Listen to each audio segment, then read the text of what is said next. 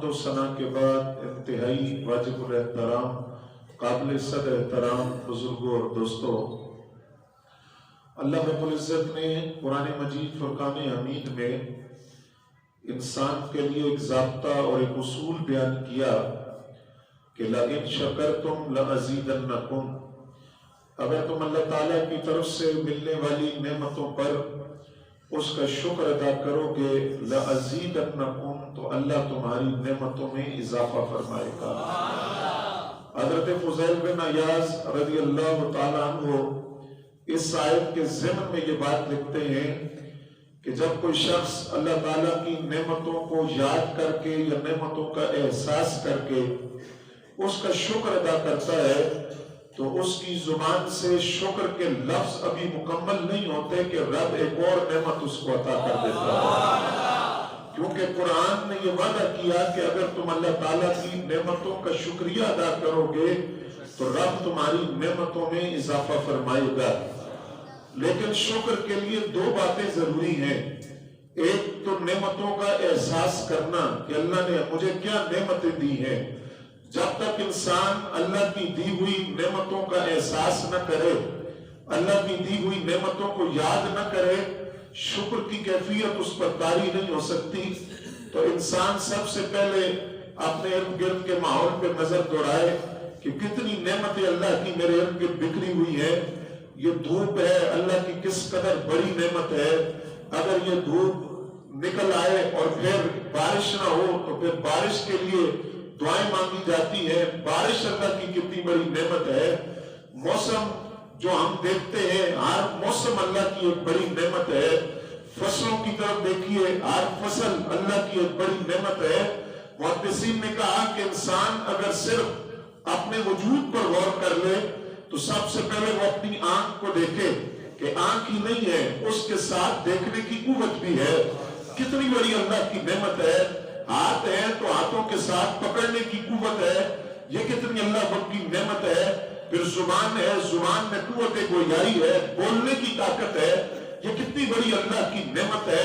پاؤں کے ساتھ چلنے کی طاقت ہے، کانوں کے ساتھ سننے کی طاقت ہے، زبان سے بولنے کی طاقت ہے۔ انسانی وجود کے اندر سانس ہے، ایک سانس باہر آتا ہے، یہ خدا کی الگ نعمت ہے۔ ایک سانس باہر سے اندر جاتا ہے، یہ الگ نعمت ہے۔ محدثین نے یہاں تک لکھا کہ انسان روٹی کا ایک لقمہ اپنے ہاتھ میں پکڑے، روٹی کے اس لقمے کو دیکھ کر سوچے کہ یہ ایک لقمہ کتنی بڑی نعمت ہے۔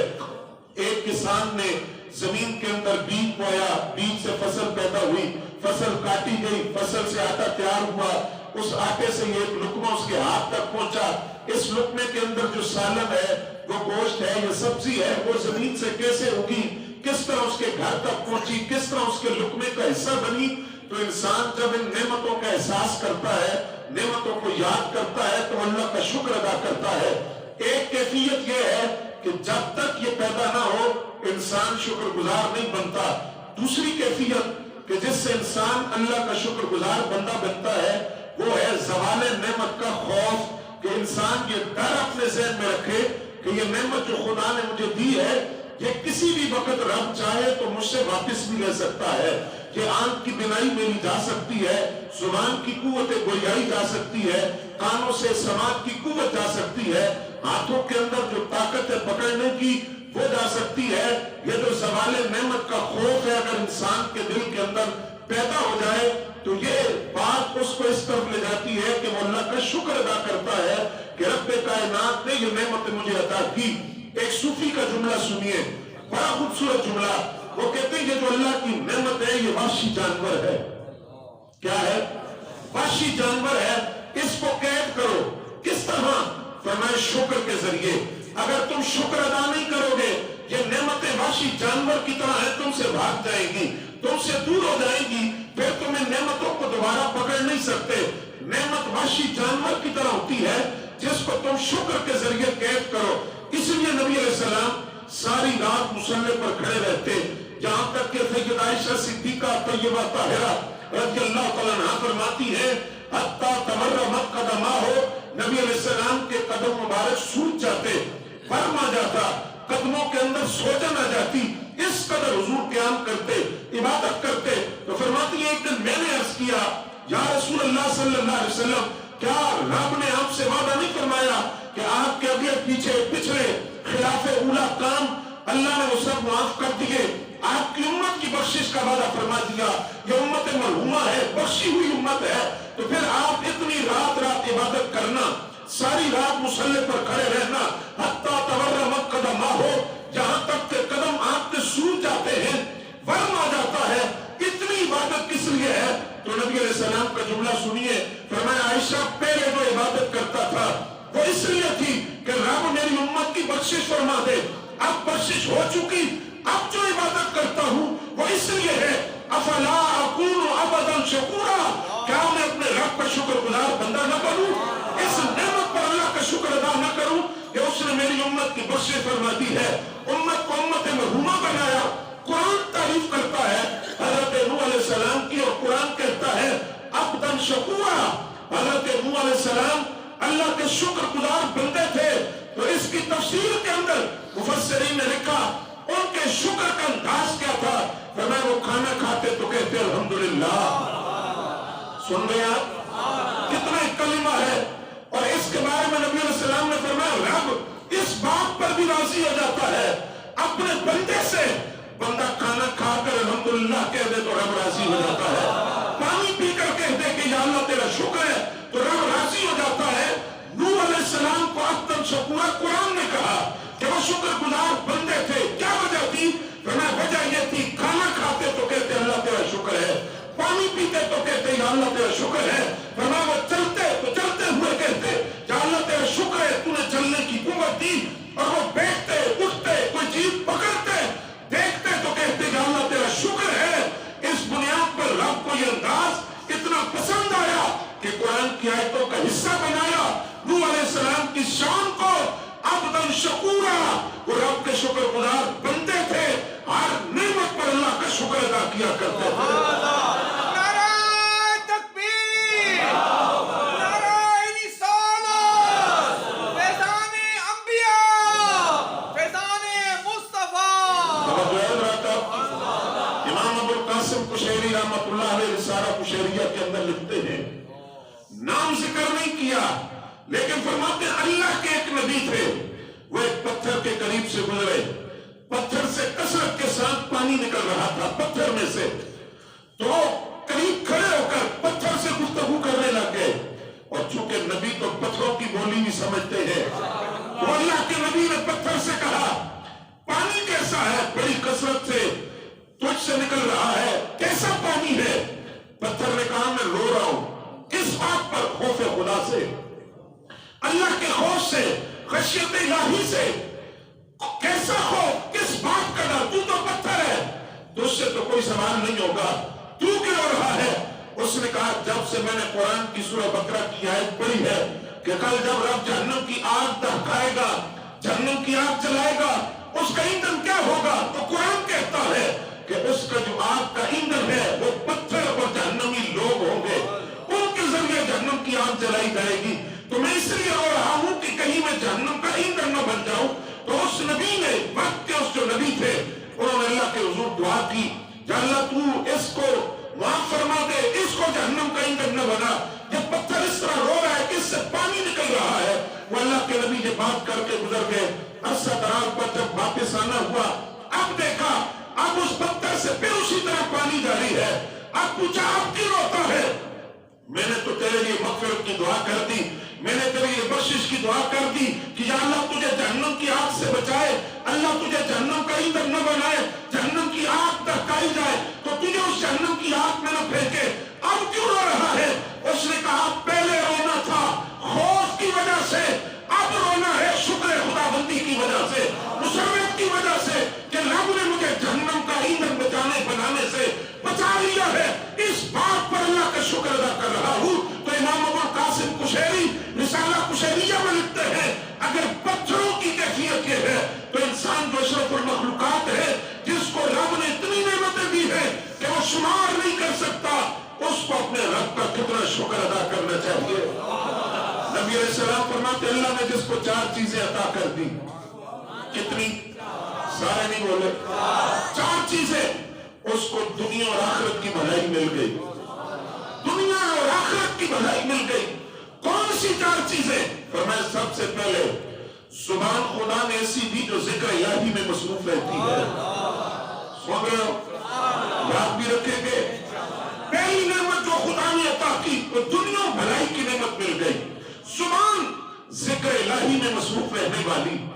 وجود خدا نے ایسا دیا کہ مصائب آ جائیں، مصیبتیں آ جائیں، ان مصیبتوں پر صبر کرنے والا وجود ہو. تیسری نعمت دل خدا نے ایسا دیا، شکر کرنے والا دل. اللہ کی نعمتوں کا شکر کرنے والا قلب جس کو مل گیا اس کو دنیا اور آخرت کی نعمت مل گئی. چوتھی نعمت فرمایا کہ خدا نے اپنی ذات کے ساتھ اور اپنے شوہر کے مال میں امانت داری کرنے والی، خیانت نہ کرنے والی بیوی جس کو عطا کر دی. تو یہ 4 نعمتیں ایسی ہیں جس کو خدا دے دے. ذکر کرنے والی زبان، شکر کرنے والا دل، صبر کرنے والا وجود اور امانت دار بیوی جس کو مل جائے، حضور فرماتے ہیں وہ اللہ کا شکر ادا کرے، اس کو دنیا اور آخرت کی ساری بھلائیاں خدا نے عطا کر دی. بخاری شریف کی حدیث ہے، حضرت ابو اسحاق عبداللہ رضی اللہ تعالیٰ نے اس کے راوی ہیں. آپ فرماتے ہیں نبی علیہ السلام نے ارشاد فرمایا بنی اسرائیل کے اندر 3 آدمی تھے. کتنے؟ 3 آدمی. ایک کوڑ کا مریض تھا، اس کا جسم سلامت نہیں تھا. دوسرا سر سے گنجا تھا مرض کی وجہ سے، بیماری کی وجہ سے. تیسرا نابینا تھا. اور یہ تینوں اپنی بیماری سے تنگ تھے. ایک فرشتہ اللہ تعالیٰ نے لباس بشریت کے اندر بھیجا.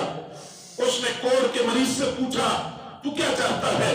اس نے کہا یہ جو میرے جسم کے چمڑے کا رنگت ہے اور یہ چمڑا جو جلا ہوا ہے، کوڑ کا مرض ہے، مجھے یہ دور ہو جائے کیونکہ اس کی وجہ سے لوگ میرے قریب نہیں آتے. وہ کوڑ کا مرض دور ہو گیا. آپ میرا فرشتے میں وہ کوڑ کا سارا مرض اس کا دور ہو گیا، جسم سلامت ہو گیا. آپ مانگ کیا مانگنا چاہتا ہے؟ گائے لے گا، اونٹ لے گا یا بکری لے گا؟ بخاری کی حدیث. اس نے کہا مجھے اونٹ چاہیے. حاملہ اونٹنی اس شخص کو دی گئی جس سے نسل اتنی چلی کہ باقی اونٹنیوں سے بھر گئی، اونٹوں سے باقی بھر گئی. اتنا مال خدا نے اسے دیا. دوسرا آدمی جو سر کے بال نہیں تھے اس سے پوچھا تو کیا چاہتا ہے؟ اس نے کہا میں چاہتا ہوں میرا یہ گنجا پن دور ہو جائے، سر پر بال آ جائے، لوگ مجھ سے دور رہتے ہیں. بیماری ایسی ہے مجھے جس کی وجہ سے سر کے بال جھڑ گئے، سر پہ ہاتھ پھیرا، بال آ گئے. اس کو گائے کا پورا ریوڑ دیا. وہ گائے سے نسل آگے بڑھی جہاں تک کہ پوری وادی گایوں سے بھر گئی. تیسرا بندہ جو نابینا تھا اس سے پوچھا تجھے کیا چاہیے؟ اس نے کہا مجھے میری بینائی لوٹا دی جائے، میں زمانہ دیکھنا چاہتا ہوں، اللہ کی قدرت کو دیکھنا چاہتا ہوں، مجھے میری بینائی واپس مل جائے، اللہ پن دور ہو جائے. بینائی مل گئی. پوچھا تو آپ بکری چاہتا ہے، گائے، اونٹ؟ اس نے کہا مجھے بکری. اس کو حاملہ بکری دی گئی. جہاں تک کہ نسل چلی تو وادی بکریوں سے بھر گئی. اب یہ خدا کی نعمت تو مل گئی، لیکن اس کے بعد کیا ہوا؟ وہ فرشتہ لباس بشریت میں آیا. وہ پہلا جس کو اٹھنی دی تھی اس سے کہا میں مسافر ہوں، راستہ بھٹک گیا، راستہ بھول گیا، میرے پاس زیادہ راہ نہیں ہے، میری مدد کرو. اتنی اٹھنیاں خدا نے تمہیں دی ہے، ایک مجھے دے دو. اس نے کہا مال میرا ہے، تجھے کیسے دے دوں؟ میری ملکیت ہے، اپنی محنت سے کمایا.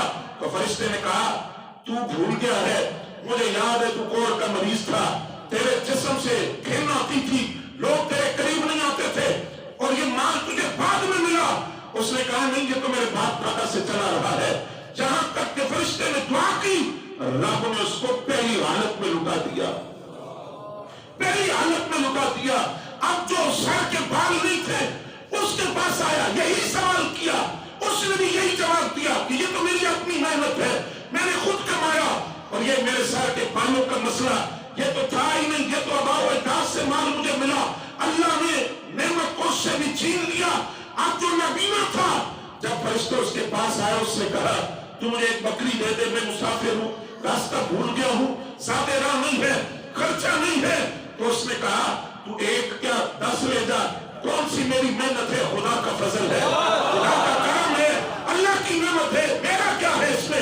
یہ تو رب نے نعمت دی، میں تو اس قابل بھی نہیں تھا، یہ خدا نے مجھے عطا کیا. اس نے کہا پھر سن، جتنا عطا کیا ہے اس سے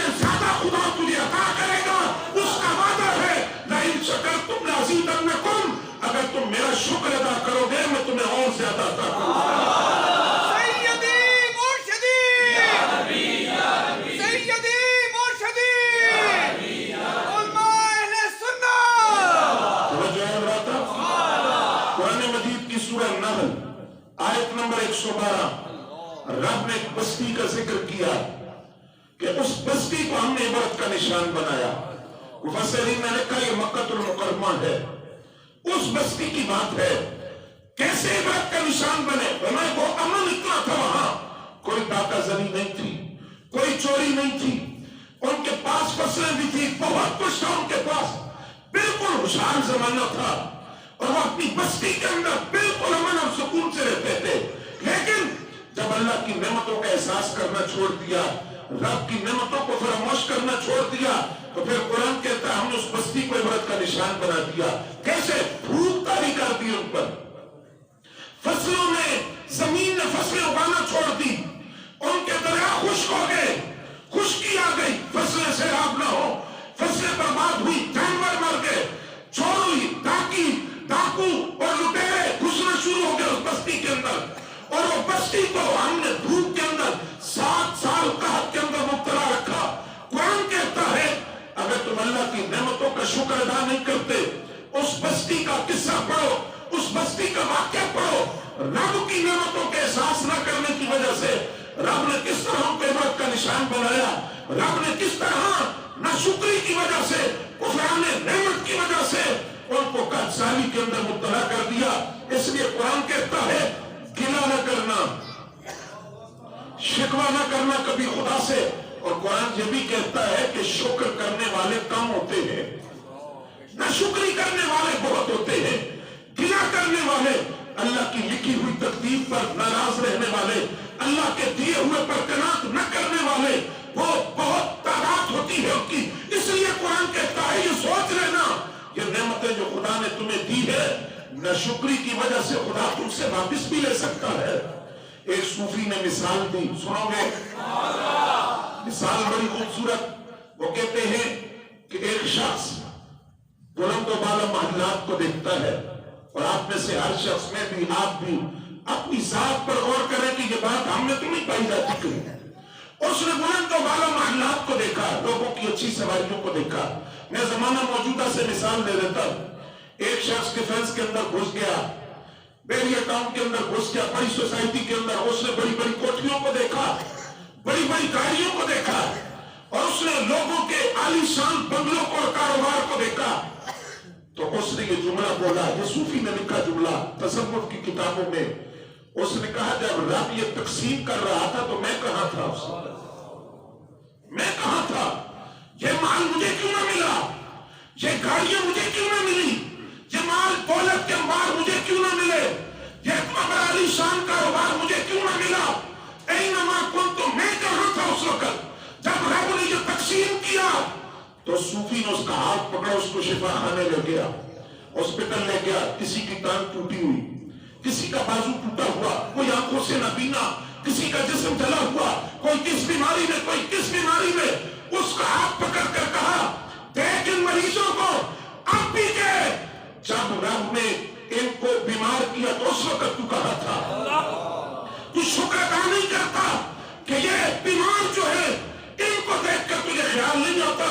رب نے تیری ٹانگیں سلامت رکھی ہوئی ہے، ہاتھ سلامت رکھے ہیں، آنکھیں سلامت ہیں، یہاں تو کیوں نہیں کہتا کہ جب رب کی طرف سے ان کے پاس بیماری آئی اس وقت تو کہاں تھا؟ اللہ کا شکر ادا کر، رب نے تجھے جس حال میں رکھا ہے وہ حال بہتر ہے، کیونکہ رب کائنات جانتا ہے کس کی کیا کیفیت ہے، وہ کس حال میں خوش رکھے گا۔ فقر بھی اس کی طرف سے آتا ہے، غنا اور مالداری بھی اللہ کی طرف سے ملتی ہے۔ ایک صحابی ہے محمد بن واسع، تابعی ہے، ان کے پاؤں پہ زخم آیا، کس پر؟ لوگ تعزیت کے لیے آ گئے۔ پرانے وقتوں میں لوگ آتے تھے، آپ تو صاحب محلے میں کوئی مر گئے تو پتہ نہیں کرتے، پاؤں زخمی ہوا تو لوگوں کا کانٹا بن گیا تعزیت کے لیے، رب کا ولی ہے پتہ کرو۔ انہوں نے لوگوں نے کہا افسوس ہے آپ کے پاؤں پہ زخم آیا۔ فرمایا میں تو اللہ کا شکر ادا کر رہا ہوں، اللہ کا شکر، سن رہے ہو؟ اللہ کا شکر ادا کر رہا ہوں کہ پاؤں پہ زخم آیا ہے۔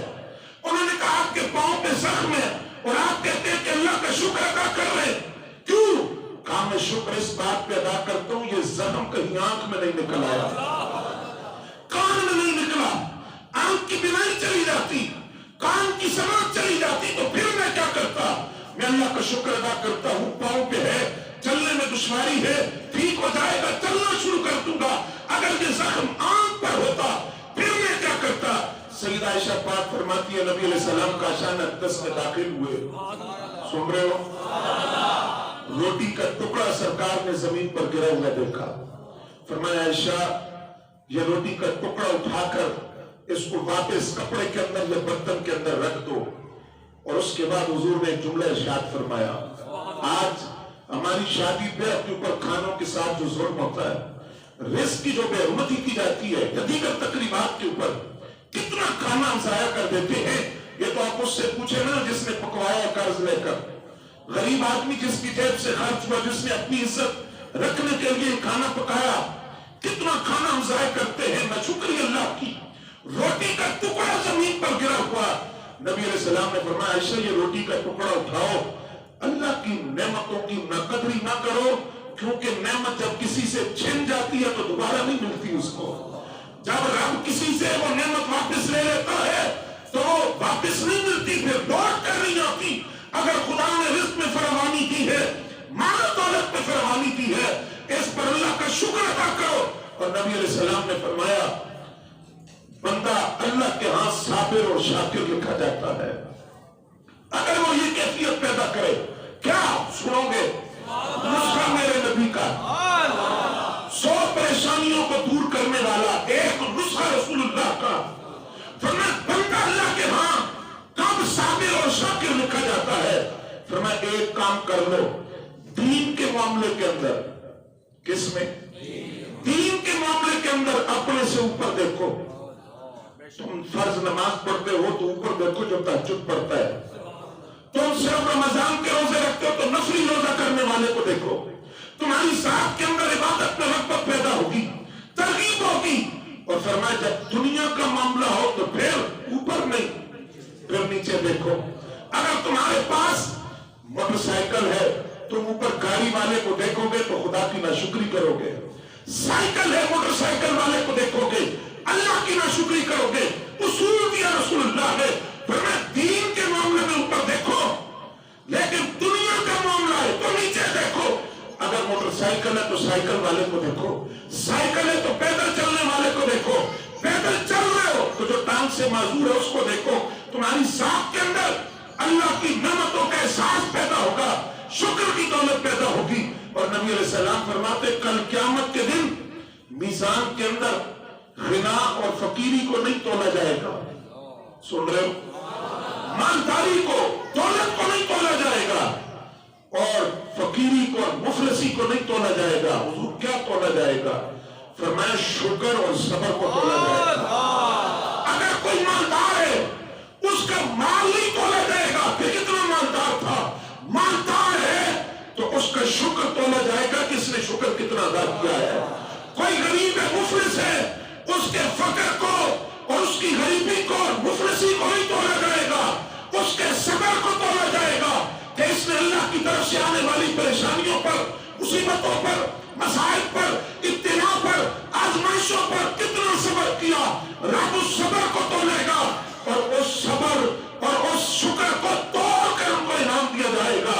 اور فرمایا یہ نعمت خدا جس کو دے دے جو رب کی نعمتوں پر شکر ادا کرے تو فرمایا یہ نکلیں گے نا قبر سے، یہ بھی فرمان میرے نبی کا، فرمایا یہ قبر سے نکلیں گے، خدا ان کو بھر دے گا، یہ اڑتے ہوئے جنت کے دروازوں تک پہنچیں گے۔ جب یہ جنت کے دروازوں پر پہنچیں گے تو جنت کا فرشتہ پوچھے گا پل صراط سے گزر آئے ہو؟ کہیں گے ہم نے تو پل صراط دیکھا ہی نہیں، سبحان اللہ کہیں گے اچھا میزان پہ تو گئے ہوگے، کہا کون سا میزان، ہم نے تو نہیں دیکھا۔ اچھا پھر تم سوالوں کے جواب تو دے آئے ہوگے، مال کہاں خرچ کیا، جوانی کہاں گزاری، علم پڑھا تو نفع ہوا، علم سے آگے پہنچایا کہ نہیں، تو زندگی کہاں گزاری، یہ سوال انہوں نے کہا نہیں، سوالوں کے جواب بھی نہیں دیے، ہم تو قبروں سے نکلے اڑ کر جنت میں آ گئے۔ تو فرشتے کہیں گے تمہیں قسم میں بتاؤ کون ہو تم؟ وہ کہیں گے ہمیں نہیں جانتے، ہم رسول اللہ کے غلام ہیں، ہم سرکار کے امتی ہیں، ہم قبروں سے نکلے اڑ کر جنت میں پہنچ گئے، نہ پل صراط دیکھا، نہ میزان، نہ سوال و جواب، کچھ بھی نہیں، ڈائریکٹ جنت میں۔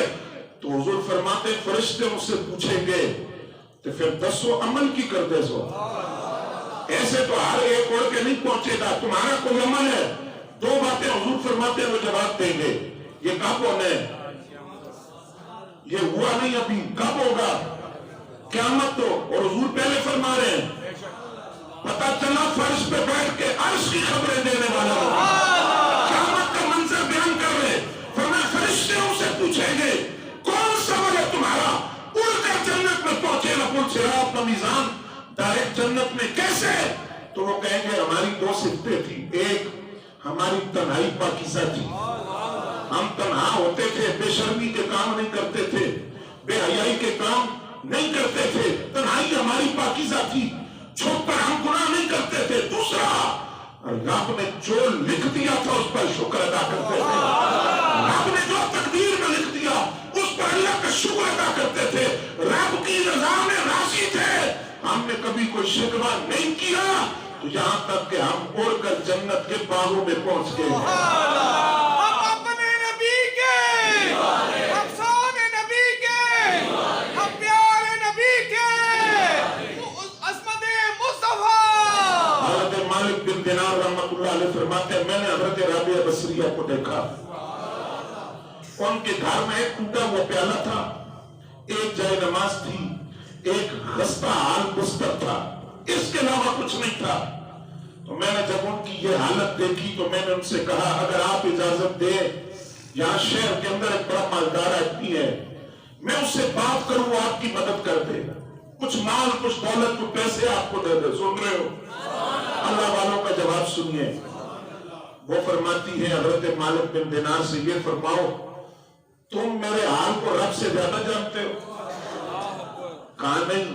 فرمایا یہ بتاؤ رب غریب کو اس لیے نہیں دے رہا کہ وہ غریب ہے اور امیر کو اس لیے دے رہا ہے کہ وہ امیر ہے؟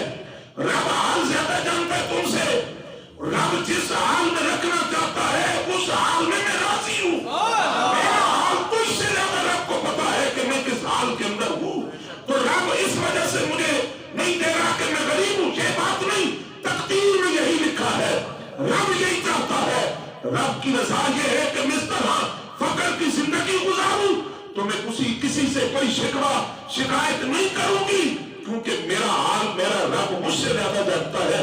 حضرت عیسیٰ علیہ السلام کے حوالے سے امام غزالی لکھتے ہیں کہ آپ ایک مقام سے گزرے، آپ نے ایک شخص کو دیکھا جو کوڑ کا مریض ہے، اس لیے صوفیاء کہتے ہیں نا کہ اگر دل میں گلہ اور شکوہ پیدا ہونا کہ خدا نے مجھے دیا کیا ہے تو ذرا اسپتالوں کا چکر لگایا کرو، ذرا اسپتالوں کے اندر لوگوں کو بستروں پر پڑا دیکھا کرو، پھر انسان یہ بات نہیں کرے گا۔ تو عیسیٰ علیہ السلام نے ایک شخص کو دیکھا کوڑ کا مریض اور آنکھوں میں بینائی نہیں، اور تیسری بیماری اس کے جسم کے دونوں حصے دائیں اور بائیں مفلوج فالج زدہ۔ عیسیٰ علیہ السلام کہتے ہیں میں نے اس کو دیکھا، اس کی زبان پر مسلسل یہی لفظ تھا الحمدللہ الحمدللہ الحمدللہ۔ فرماتے ہیں میں نے اس سے پوچھا کس بات پر شکر ادا کر رہے؟ بینائی تیرے پاس نہیں، کوڑ کا تو مریض اور مفلوج زدہ، بلکہ یوں سمجھ کہ تو زندہ لاش ہے، دائیں سبھی مفلوج بائیں سبھی مفلوج، کس بات پر بار بار الحمدللہ کہہ رہے؟ سنو گے؟ جواب بھی رکھیں گے؟ اس نے جواب بڑا خوبصورت دیا، اس نے کہا عیسیٰ میرے جسم کے دونوں حصے مفلوج ہیں، میں بینائی بھی نہیں ہے اور کوڑ کا مریض ہوں، لیکن اللہ کا شکر ادا کر رہا ہوں جسم مفلوج زدہ ہے لیکن ایمان کی دولت عطا کی نہ مسلمان ہوں،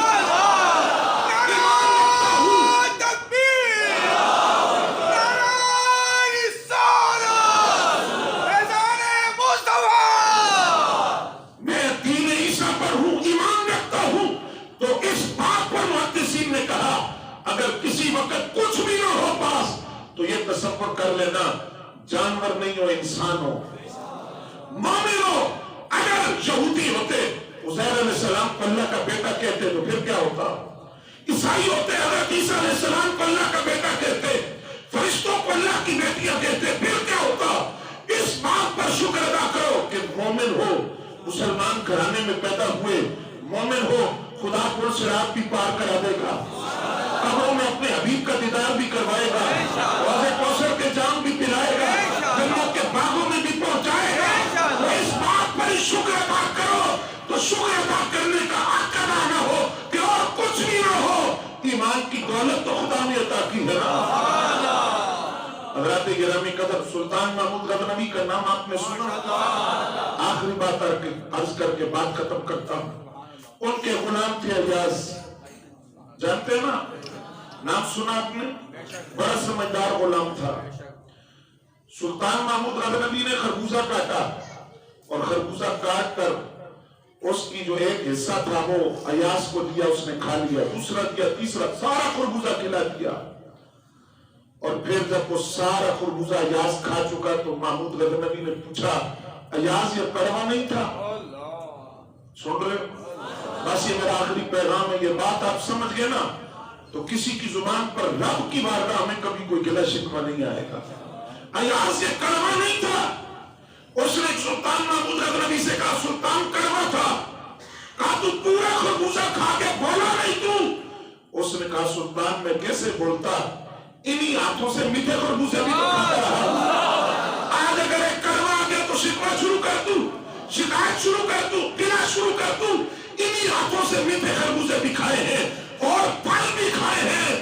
تو اس لیے قرآن کہتا ہے اگر کوئی مصیبت آ جائے تو گلہ نہ شروع کر دیا کرو، اپنے وجود پر غور کرو، اتنی نعمتیں خدا نے تمہیں پھر بھی دی ہیں جن کا تم شمار نہیں کر سکتے، اور جب تم شکر کرو گے تو شکر کے لیے نکلے ہوئے لفظ پورے نہیں ہوں گے، خدا ایک نعمت اور تمہیں